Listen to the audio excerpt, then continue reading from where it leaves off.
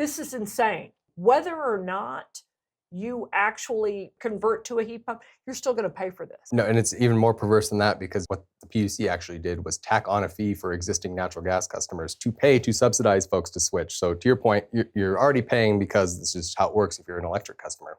But if you're a gas customer too, even though you want to hold on to your gas, you have to pay an increased fee to keep your gas service to subsidize folks leaving the gas network, which you will have to pay more to maintain, because fewer customers over a fixed system means higher bills.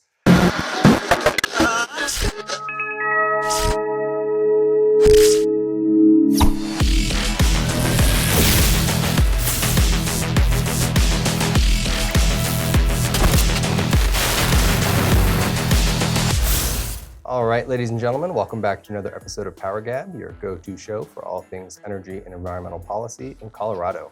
I'm Jake Fogleman, joined as always by my co-host Amy Cooke. In this week's episode, we want to talk about a familiar topic on this show. Xcel is about to charge you a whole lot more money because of something that the Colorado legislature did. To sort of kick us off on this topic, I just want to read the headline of this great article in the Colorado Sun talking about what's going on. It says, building a grid good enough to support thousands of new EVs and heat pumps will cost Colorado Xcel customers $5 billion. So Amy, take it away, $5 billion. And why do I have to take it away? Because I'm the one who has to admit that I was wrong. I was wrong on this. This particular fee, it's a fee on your Xcel bill. We call it the Fenberg Rider. And I actually wrote an entire column about the Fenberg Rider and called it Xcel's latest cash cow, courtesy of the Colorado legislature, which Steve Fenberg, he was the champion of this particular fee on your Xcel bill. Now, I just want to back up real quick on that. I remember the Steve Fenberg who was going to hold Xcel accountable. He was not going to let Xcel, give it to ratepayer or take from ratepayers, whichever way you want to look at it. But he was going to be the guy who was going to stand up to Xcel on behalf of ratepayers. But he is the one who was the champion of this piece that I wrote, Cooke, and you can find it in Complete Colorado. It's Cooke. Xcel's latest cash cow is the Fenberg Rider, and it's Senate Bill 24-218. And at that time, Jake, I dared that it would cost hundreds of millions of dollars. How wrong you were. Yes, I was so off by a factor of well over 5. Yep. It's going to cost $5 billion. That's billion with a B. So $5 billion, not the hundreds of millions that I thought. It's going to cost $5 billion and this is, by the way, just to improve the distribution system. And, at some point we have to have Mark Jaffe on the show, because Mark is the one who wrote this. And Mark has been, he's a reporter. He's an excellent reporter on energy and environmental policy. Yep. And I may not always agree with everything, his worldview on some of this stuff, but he just shoots it straight, yep. Right? I mean, doesn't matter. He's just telling you the facts in particular on this, and says building a grid good enough to support thousands of new EVs and heat pumps will cost Colorado Xcel customers $5 billion. And I was wrong about the cost, but we were right on something. That's exactly right. To your point, making clear that this is just the distribution portion of the grid. Yeah, this is one. This is just from the substation to your home or to your business or what have you. This is not the whole thing. Because remember, what we also know is the most expensive way to decarbonize, and we'll get into that, because one of the reasons Xcel cites for why they have to have this $5 billion from their ratepayers. And by the way, this is just Xcel. Right. This is not Black Hills. We're not talking about the co-ops. We're talking about just Xcel Energy ratepayers, which is about 1.5 million? Yeah, 1.6 million or something. Yeah, something like that. And there are, just under 6 million people in the state of Colorado. So if you're not an Xcel customer, you're thinking, that doesn't affect me. Well, it's coming to you just too. wait. Yeah. Because one of the reasons they cite is this move to decarbonize the state, which is what Jared Polis calls beneficial electrification. I'm not really certain who it's benefiting, but they call it beneficial electrification. And there are two parts of that. One is the load growth that comes with that. When you plug in a whole bunch of EVs and you plug and you have to convert your natural gas furnace to an electric heat pump, and then and so that's the load growth. And then there is the portion that, which is then the second reason, you're doing that because you intend to decarbonize the state. And one of the things we have found is that Colorado, and not just we have found, but we've been telling all of you about, we've researched and analyzed it. We've got reports on this. You can find it on the Independence Institute website, Nuclear Power Series. We've done all of this. We've seen it. Colorado has chosen the single most expensive way to decarbonize. And they even acknowledge that with their energy office, which found that Colorado's preferred path of wind, solar, and batteries, and throw in hydrogen, which, by the way, is going to cost you $56 billion, is the most expensive way to decarbonize the economy. It's literally, this is madness. It's insanity. So I was wrong on the cost. I underestimated the cost, but we were right overall that this is a cash cow. Yeah. And the portion that we were right about is when another one of those instances that happens all the time in the show where you hate to be right. Listen, I wish I weren't. Hate to say I told you so, but unfortunately we told you so. We just weren't as, I guess, dire about it as we should have been, because $5 billion is a whole heck of a lot of money for folks that are just coming off a period of sustained inflation and already high energy costs, all tacked on because of a deliberate policy choice. And remember, this is a regressive tax. Absolutely. If you want to hurt poor people, if you really want to hurt them, the thing you would do, number one, is drive up the cost to keep the lights on in their home. And with every one of these, whether it's the $56 billion for the hydrogen, the Colorado Energy Office says it's $61 billion for wind, solar, and batteries. $5 billion here. What was the transmission? $22 billion. Was that the? I mean, this is nuts. Affordable housing won't matter because nobody's going to be able to keep the lights on. We are literally bankrupting the state. I just want to dive into some of the more details driving this. They quote, obviously, Robert Kenney, who's the CEO of Xcel, talking about, describing why this is necessary. He talks about the increase in load growth and says it's a demand on the grid we haven't seen since the advent of air conditioning. And Mark Jaffe, to your point about him being a good reporter, put some numbers on that. And he says they're projecting that the number of electric heat pumps replacing gas will grow to 300,000 by 2030 from the current 5,000. And that EVs will quadruple to 400,000. They're about 100. We talked about this a couple shows ago. They're about 120,000 or so EVs in Colorado. So directly linking deliberate policy choices. Once again, we've talked about in past shows how we're subsidizing EV purchases. We're subsidizing and in some cases mandating electric heat. This is once again a deliberate policy choice that is making this reality necessary. $5 billion, in fact.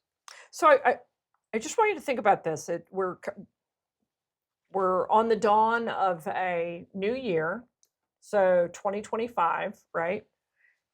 They're looking at this, that by 2030, 300,000 of their ratepayers will convert their 295,000 when you do the math. There are 500,000 electric heat pumps on the current system. They're saying between January 1, 2025 and 2030, 295,000 ratepayers will convert from their natural gas furnace to an electric heat pump. I can tell you who won't be happening at our house. By the way, I just replaced a furnace and I put in natural gas. I literally just replaced one. I may do another one to avoid 2030. I mean, this is insane.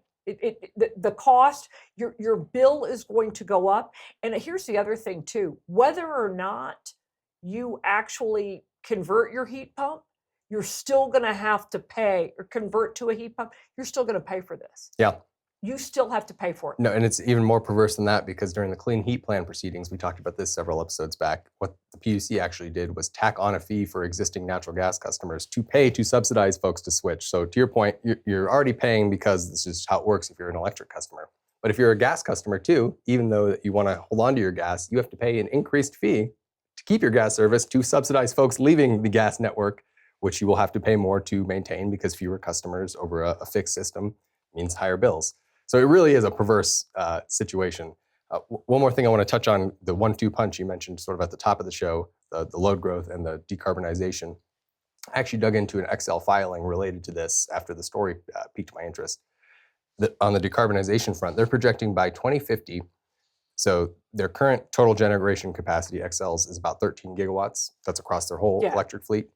By 2050, their goal-aligned future projection total capacity is 82 gigawatts of electric generation capacity. And that is because wind, solar, and batteries, you have to massively overbuild in order to hopefully meet demand. You may or may not, as our research has shown. And that's just Xcel. That's just Xcel's portion of the grid in the state of Colorado, is 82 gigawatts of capacity that they're projecting. Guess who pays for all that capacity? Xcel ratepayers. So this $5 billion, unfortunately, is just a drop in the bucket of what's to come. I'm getting mad. I'm just, yeah, I wish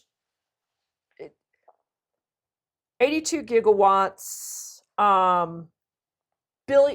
literally you're hundreds of billions of dollars. The hundreds of millions I predicted just for the distribution system. Okay, I was off.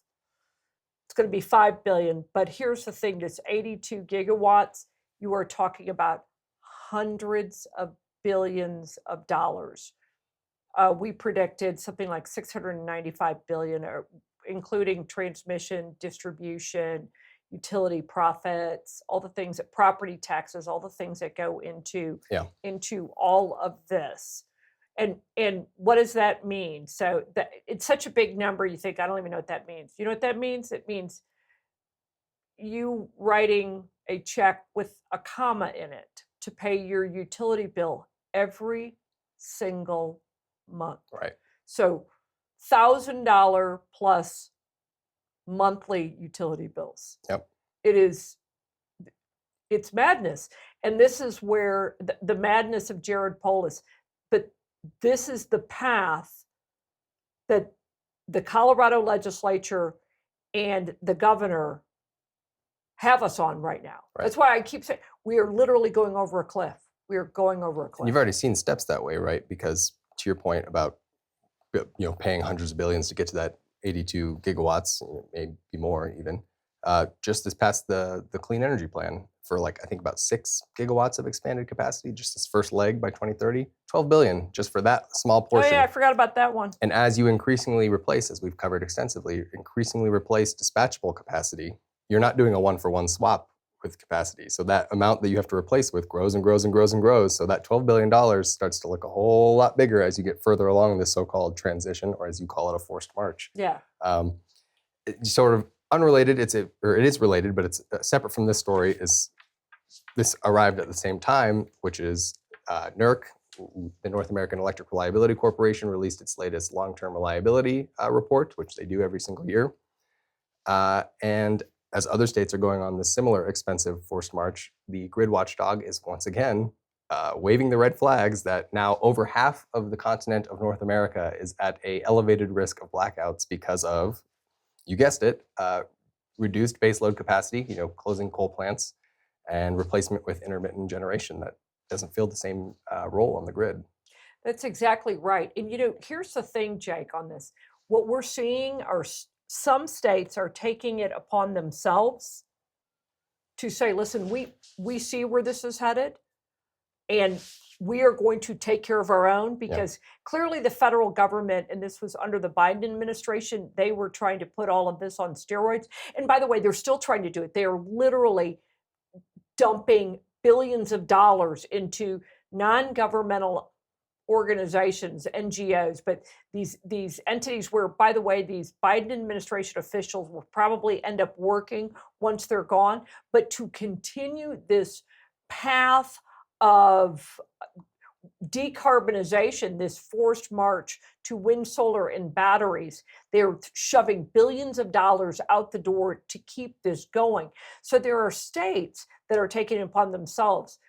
Utah, talking with some folks in Arkansas, Arizona, I'll throw North Carolina in there. There are states, Ohio, there are states across the country that are looking at this going, well, they can go if they want, Right. but we are not. And for instance, in Arizona, they said you can't retire a baseload power plant unless you have it replaced with a baseload power. Yeah. So it's baseload for baseload. I say that as a comparison for Colorado, which is we are on the exact opposite path. That where they are going for reliability and affordability, Colorado is going in the exact opposite direction. And we are headed off a cliff. And the other thing that I think is horribly unfair, Governor Polis said back in 2018, when we said at that time, again, underestimated, we said it was going to cost about $45 billion to entertain this fantasy that he has on wind, solar, and batteries. And he championed, he campaigned, he said 100% renewables. If he said it once, he said it 1,000 times. And he said, it's not going to cost $45 billion. I'm not sure how much it's going to cost, but it won't cost $45 billion. To some extent, yeah, he was right. It's not going to cost $45 billion. It's going to cost magnitudes greater than that. But what I really hate about all of this, whether it's this that on the distribution system, whether it's the transmission line, whether it is the Colorado Energy Office doing their little study on wind, solar, and batteries, or the $12 billion that you just referenced, nobody's putting it all together to give everybody a total sum of this is what it's going to cost, other than the Independence Institute, which did that study. They're not putting it together. And so what you'll say, oh, it's gonna add, $5 to your utility bill. Well, every one of these adds up to a whole lot of money. And that's where your $1,000 a month utility bill is going to come in. And nobody is putting it all together. The legislature won't do it, and Jared Polis won't do it. I shouldn't say nobody is. The people who are championing these policies won't put it all together because they don't want you to know, because it is the most regressive tax. You don't get to vote for it, and there's no worse way. They couldn't do more harm to low-income families if they tried than this plan. Yeah, that's a fantastic point about no one putting it in overall terms, because, like you said, $5 here, a $2 a month increase here, a $10 a month increase there. It's all presented in these little piecemeal, this policy is just a couple bucks extra a month. It's just to help us meet our goals. But it absolutely, over time, that stuff adds up to real money, especially when there's broader, macroeconomic headwinds that consumers and households are dealing with. And it is very regressive, and it's not voted on. Coloradans are fortunate that we, generally speaking, get to vote on when we want increases in taxes, but stuff like this, you don't get to vote on. It just happens, shows up on your bill, and you're left, wondering why there's a comma in your electric bill. And you're left wondering, here's the other thing, you're mad at the PUC. Right. There's nothing the PUC can do. Their hands are tied because the state legislature has forced this. Why? Because they have a champion in the governor's mansion who is telling them, go, go, go. So you have this Fenberg Rider, which is now a $5 billion price tag. I'll tell you what, I remember when $5 billion was actually a lot of money, and people they'd be screaming about it. Right. $5 billion simply to improve the distribution system. By the way, you haven't actually paid for your EV or your heat pump yet. You've simply paid to improve the system you've already built so that you can put their new toys on the grid that you're being forced to buy. It's insanity. It's regressive. It's horrible. So when you get that bill, or you're forced to convert to an EV or an electric heat pump, don't get mad at the PUC. Start marching on the Capitol, and you know what? Go boycott Governor Polis's house. I'd be walking in front of that. He can afford it. Everybody else cannot. To your point, policymakers come and go, but household bills and household expenses have a way of lasting quite a long time, longer than these people with their aspirations stay in office. As we're coming up on time here, Amy, do you have any takeaways? Yes. I want to actually, can I make one of my takeaways a question? Sure. I want to ask Jared Polis, are you willing now to acknowledge that the Independence Institute was right in 2018 when we said the price tag of his wind, solar, and batteries was going to be in the billions of dollars? We said $45 billion. He can even chastise us for it being too low. But I want to know if he's willing to come on and say that we were right. He was wrong. He needs to be held accountable for that. That's number one. I'm going to actually make this number two. Go start investigating generators if you don't have one, because number three is you have to have one. Yeah. We are really staring at rolling blackouts, and the other option is, the other point could be that you just may not be able to afford your utility bill, in which case you're going to need to find some way to keep warm in the winter. Because the other thing with this, with heat pumps, we are going to a winter peaking system. Yeah. And you're going to need ways to be able to keep warm.